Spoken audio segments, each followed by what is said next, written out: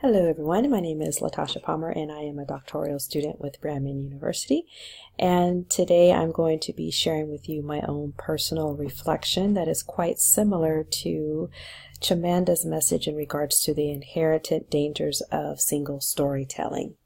So before I move on to my story, I wanted to share with you a little bit of information regarding my background. As you all can see, I am African American and I am also Creole. And in regards to my age, I am 42 years young, and I am a mother of, I would say, a blended family of 9 children. My husband has 5 children from his previous marriage, and together we have 1, and I have 3 children from my previous marriage. However, giving a little bit of my makeup and my background, I was raised from a middle-class family. And I grew up in the Bay Area, which is in Northern California, raised by my mother and my father. My father is a former U.S. Marine. He's a veteran, and he worked for the Oakland Tribune at the time. And he was very successful and worked his way up to management and became the manager of the press room with the San Francisco Chronicle. Grandparents have always instilled it upon us is the importance of your education. So having a good education was a theme that was carried on throughout my legacy and is continuing to go forth even within my own children about making sure you have a good foundation in one's education.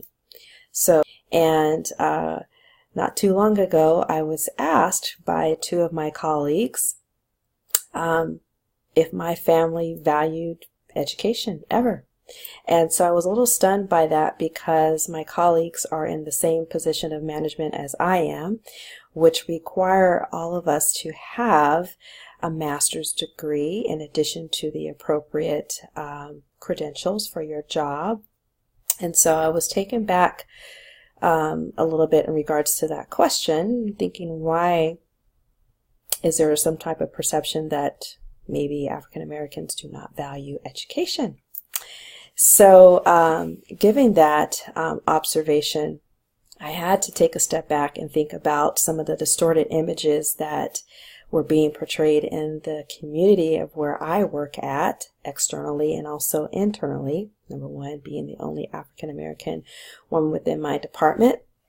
And number 2, externally is the fact that in the community in which everyone sees, the only images that they have seen of African American people are those who are homeless, who are unemployed, who are living off of financial assistance from social services, single parents, coming from a lower socioeconomic status. So some of these things I had to take into consideration in addition to some of the negative images that are being portrayed on social media, and especially in regards to African American women.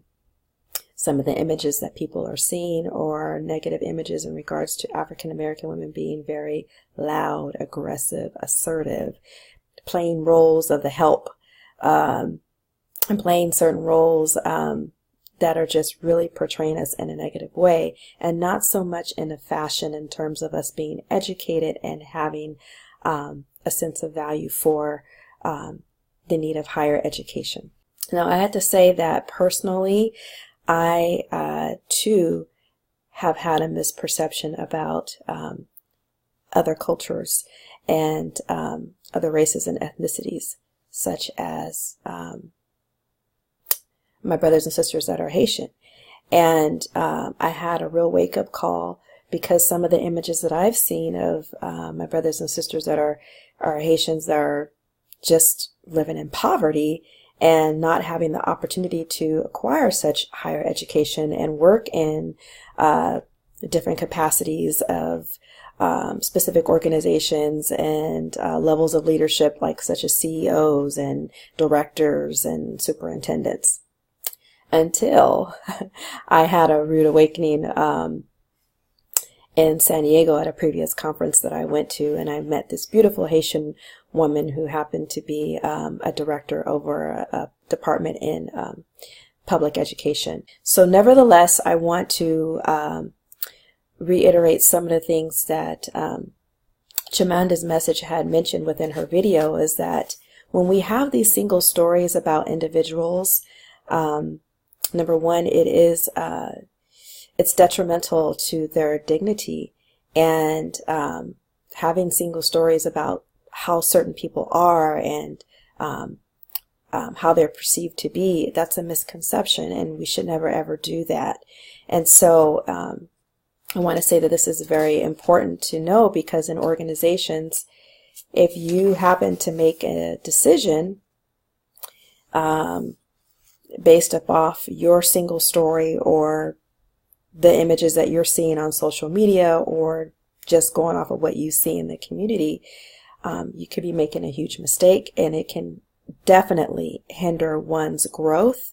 It can hinder one's ability to thrive, and you don't ever want to get in between that, especially if someone has really great gifts and talents that are an asset to your organization.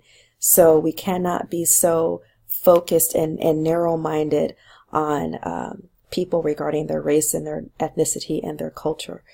The best way to know about an individual is to just ask rather than to make such assumptions. So the information that I've learned from Chamanda and that I'm sharing with my own personal reflection, I hope that you will take this into consideration as you move forward within your organization and you're working with different individuals of different cultures and races and ethnicities at various capacities.